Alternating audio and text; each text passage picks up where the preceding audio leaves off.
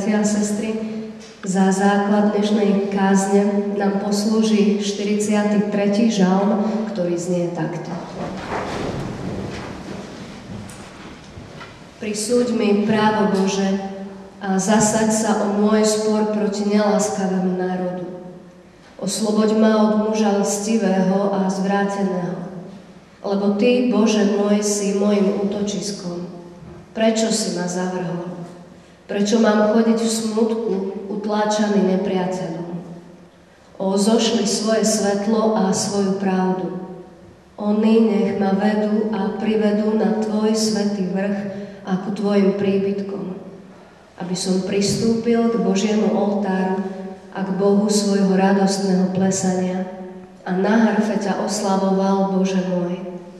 Prečo si sklesla, duša moja, a zmietaš sa vo mne? Očakávaj Boha, lebo ešte ďakovať budem jemu spaseniu svojej tváre, svojmu Bohu. Amen. Toľko je slov z písma svätého.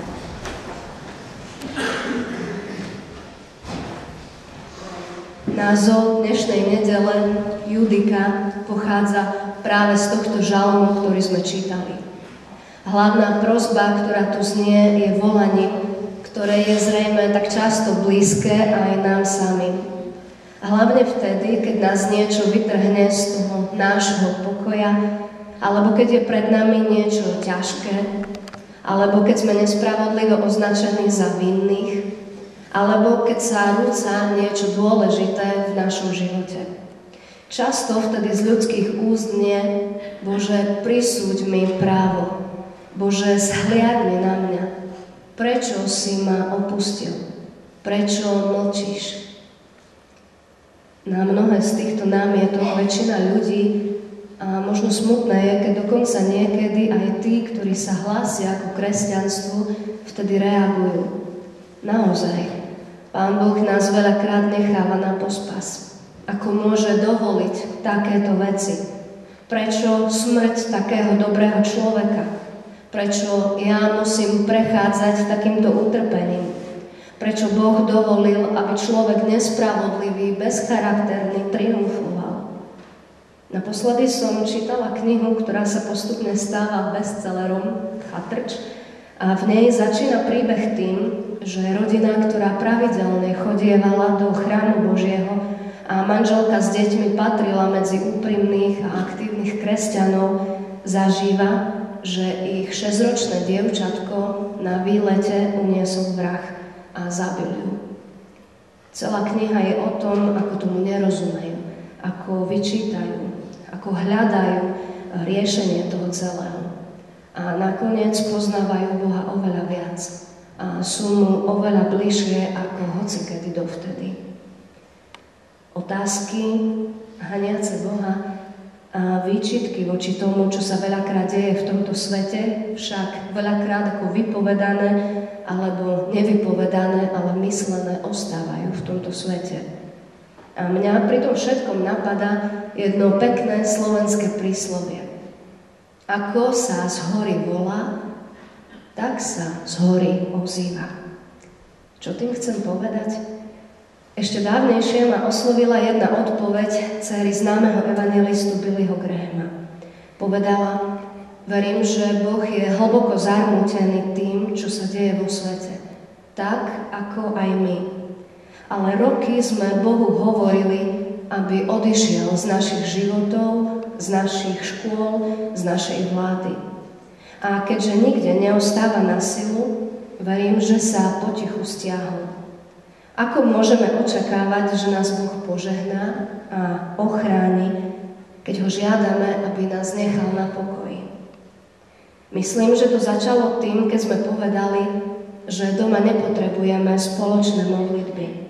A povedali sme na to áno. Potom niekto povedal, že ani Bibliu predsa netreba čítať každý deň, dokonca aj tí, ktorí hovoria, sme evanjelici a sme my preto, lebo základ našej viery je evanjelium obsiahnuté v tejto knihe. Biblia, ktorá hovorí: nezabiješ, nepokradneš, miluj svojho Boha, miluj svojho blížneho ako seba samého. A my sme na to povedali dobre, nepotrebujeme ju čítať každý deň. Potom sme začali tvrdiť, že by sa deti nemali trestať, keď robia zle, lebo by sa mohli narušiť ich mladé osobnosti a ich sebaúcta. A znova sme povedali, to je pravda. Potom niekto povedal, dovoľme našim dcéram, aby šli na potrat, keď chcú.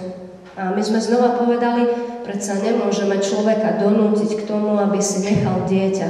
Nedal si pozor, bol ešte nezodpovedný mladý a takto teda nechajme na neho, nesúďme. Potom nejaký človek povedal, byť verný jednému partnerovi je ťažké, ak ten druhý už nie je tým, kým býval. A pre istotu začneme skúšať, čo to partnerstvo v telesnej oblasti znamená už radšej niekedy v 15-ke, aby do tej dospelosti sme mali dostatok skúseností. A my sme sa tvárili, že prehliadame tie časopisy, ktoré začali kupovať naše deti. Potom niekto povedal, odkryjme tabú tému a oceňme krásu ženského tela. Dajme to do časopisov, televízie, na internet. A my sme povedali, to je predsa sloboda prejavu. Aj predtým, čo nás Pán Boh varoval a hovoril, ja nenávidím, keď môj ľud by mal robiť nejaké takéto veci, veštenie, horoskopy, amulety, predpovede. Na to všetko sme povedali, ale veď to je len zábava, nemá to žiaden negatívny vplyv na nás. Nikto to predsa neberie vážne. Na to, aby sme sa ako jeho cirkev stretávali pravidelne k modlitbám, k počúvaniu jeho slova, spievaniu chvál tomuto Bohu, prijímaniu spoločného odpustenia pri Večeri Pánovej, nezanedbávanie toho slova, ktoré povedal, nezabúdajte na tie svoje zhromaždenia. My sme odpovedali, ja to nepotrebujem. Môžem veriť Bohu aj bez ostatných kresťanov. A možno ešte zarážajúcejšia je vec, ktorú počujem, možno ja žijem ešte lepšie ako tí, ktorí do toho kostola nechodia.